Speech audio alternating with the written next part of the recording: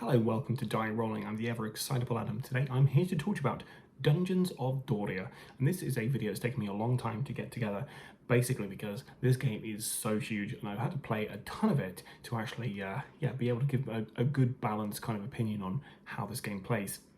So to begin with, let's talk about what you get with Dungeons and Dorias. And I'm just talking about Dungeons and Doria, the base kind of game that you get, because I know there's a new expansion which has got some additional stuff, which I'm not too sure what that it brings into it, apart from some new tile art, which I think is fantastic.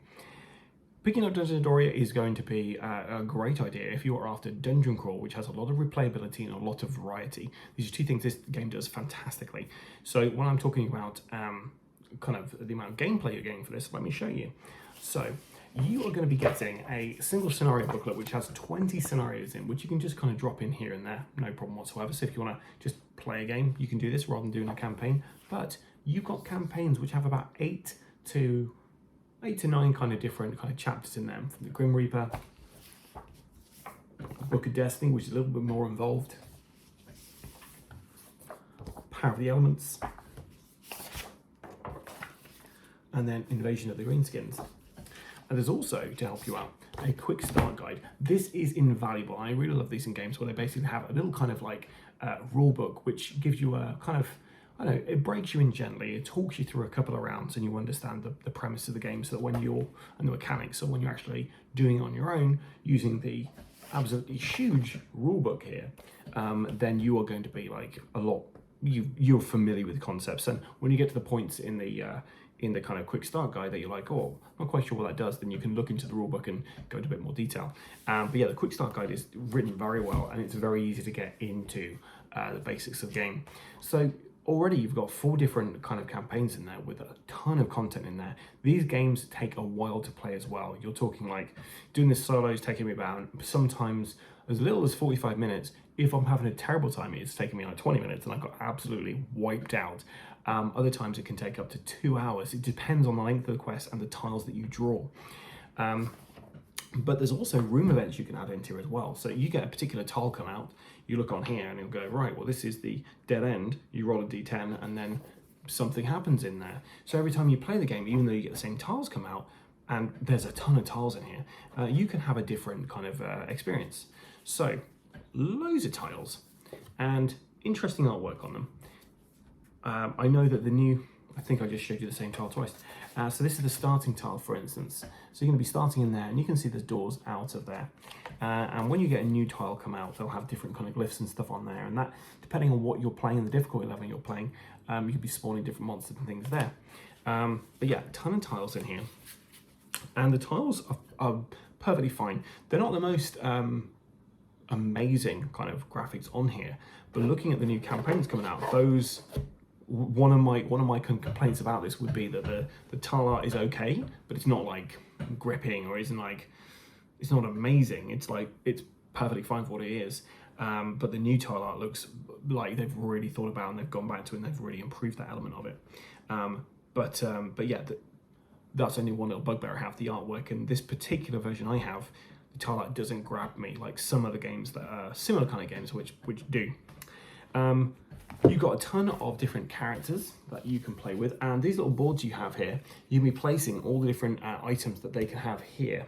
A character sheet as well, which you're going to fill out your own character sheet here. So you're going to create your own characters, which I think is fantastic. You've got a lot of kind of, you can spend a lot of time doing a lot of stuff in this game. The actual kind of character creation is fairly simple and straightforward. It doesn't take you too long to kind of come up with.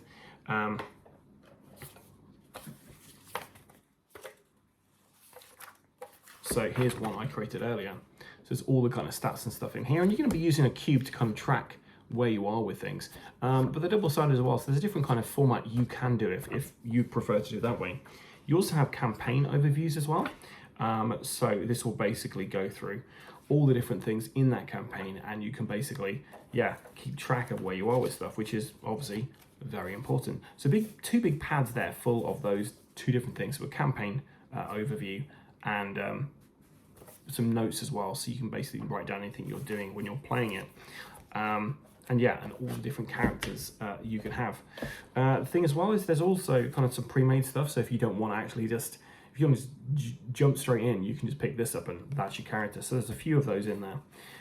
Loads of player aids in this game as well, because there's a lot of different rules in there, and rather than having one person keep going back to the rulebook, there's player aids, which is always fantastic. So yeah, quite a few different characters you can be with, you can kind of start with, and the monsters are very interesting as well. There's kind of different range of things in there. So you've got like fire dragons, these are the bosses I've got here, demons, you've got skeleton archers, that kind of thing, goblins, archers, I mentioned skeletons, slime crawlers, black knights, dark, and the artwork on these cards I really like. I think they're really cool. They're really well done, which is why the tile art for me is it's fine, but it's not as cool as some of these, and I don't think the lighting in here is really doing these much justice. But all the information you need about all these guys is written down on the cards. So, you know, you've got everything to hand. You've got all the information in front of you. There isn't much need to go back to the rulebook. And I think once you've done that very first initial starter kind of like quest, the rules are pretty intuitive. It's pretty easy to kind of get a grasp of what's supposed to be going on in here. Loot in this game, amazing. You get so much loot. This is one loot deck here. I have another 2 decks in here full of loot. There is so much loot in here. And what's really cool as well is they have the little symbols up here to show you whereabouts you could be placing that on your character. It's a really cool little system how they do the loot in here. But there's a ton of it. And you can kind of trade it in for better loot, really. Let's talk about monsters. I was briefly mentioned monsters, but monsters, they have a very interesting mechanic for monsters here. So I've shown you those cards there, but to spawn the monsters, you're going to be drawing from this monster deck. Now, what's interesting about this is there's 2 types of cards in here. There's the card which represents the monster. So you could draw the top card and it's an archer, and you're like, oh, I've got an archer. You'll place it on the board, you'll go through the setup of how to put that guy, and you know the archer's done. And when you're playing a game like a dungeon crawler, variety is something that can quickly become stale. If you've only got like a base game and it's only got, let's say, 10 or 12 different monsters, you know if you come across an archer, what the stats are, what it's going to behave like, and there's not too much challenge after a while because you figure out how these guys operate and you can kind of, you know, you can work around that. However, what they've done this, they've got your one type of card, which is said monster, and the other type of card is a modifier. So this modifier is a lightning beast. So the monster is a lightning beast that inflicts air damage in addition to its normal damage. So you've got basically all of these different monster modifiers like blocker. There's honestly so many to go through. I can't. Faster ones. You've got ones with another speed burst there. Ones which are soul eater, spell resistant, slowdown. So all of these different modifiers will basically make that archer that you've come across several times before actually a real challenge. And this is part of the thing I love and also not hate but dislike about the game. The monster modifiers make it very, very random. So you know how I mentioned how I could be playing a game where it takes me, you know, half an hour to complete, or it could take me up to 2 hours to complete. That's all down to this monster modifier deck. The tiles come out, doesn't really slow down the game at all. The exploration is fine, but the monster modifier deck is both its biggest big success and biggest weakness because of how kind of swingy it can be. You can have a really decent party and you get taken out by an archer because they've like some little goblin guy because he happens to have some crazy combination of powers which like make him pretty much unstoppable for your particular guys you're using.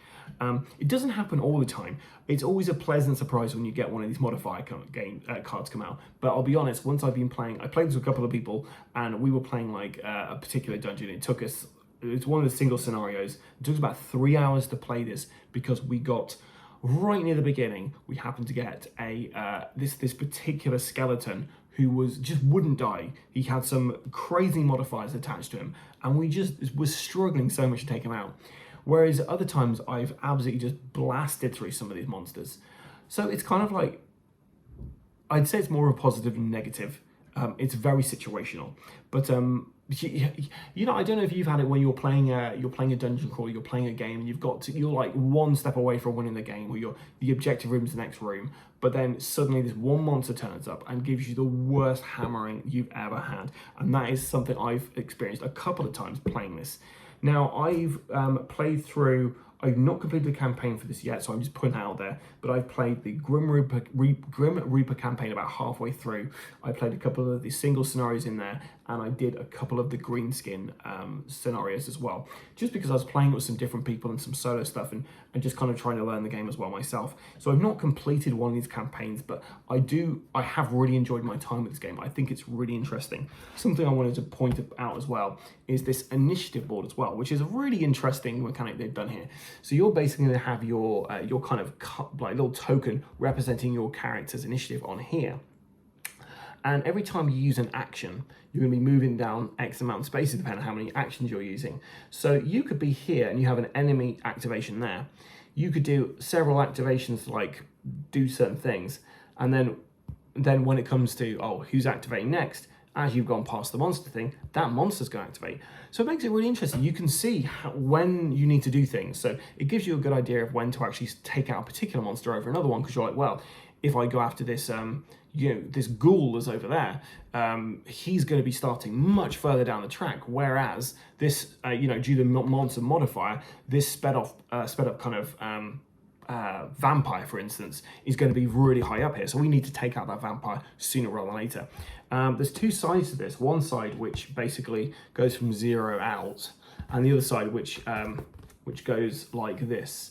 I think there's two different versions of this, just depending on how you kind of interpret data, really. The game comes with so many tokens, loads of tokens which represent all the status effects you can get, and it comes with some really cool standees. These standees are lovely. They've got little colours on them as well at the bottom to represent different ones. You've got all your heroes as well are in here, and just lots of different monsters in there. Now, the dice you'll be rolling for this game are D10s, and you have some in loads of different colours because you are going to be giving your standees are coloured, so you know, oh, right, well, I'm playing this particular guy, so I've got the blue one and the blue dice. Yeah, and you know what, there's loads you can do in this game. It's a really fun game. You get a ton of, let me just move these out and just show you how many kind of standees you're looking at here. You get a load of standees in this game. There's a ton, and the storage system's really nice as well. I'll try and show you that. So the storage system's great. So you've got all your cards and stuff there. You've got your tiles there, and it just all goes away really nicely and neatly. And the thing is, whenever you're playing one of these big dungeon crawlers, that's one of the things that, setup time is a big thing. And the setup time in this game isn't too bad because you're basically putting certain tiles into this mix, shuffling them up, and you're putting them down. You're drawing a bunch of loot items, you're putting your monsters places, and then you're just going through the kind of story and the setup and stuff like that. Like I said, the single scenarios are pretty simple.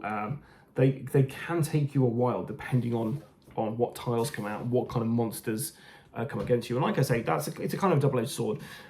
I do like to, when I'm playing a game, to know how long it's going to take me to play it. So when I've got a game which I'm thinking is going to take me around an hour to an hour and a half to maybe 2 hours, and it's getting into the 3-hour mark, I'm getting a little, I don't know, a little antsy about it, thinking, when will this end? More because I'm worried about my hero's health and I don't want them to die. But yeah, this is a really interesting game. I think if you're after a dungeon crawler where you are going to have a ton of variety, this is the game for you. I've not played a single dungeon crawler, and I played a lot of dungeon crawlers this year. Very, very in the beginning of this year, I said to everyone, I'm going to focus on dungeon crawlers this year, and I've done a ton of dungeon crawlers. League of Dungeoneers, Chronicles of Dronagor, Shadows of Brimstone. Take a drink if you watch the channel often, because if I mention that, you need to drink, because I talk about Shadows of Brimstone too much.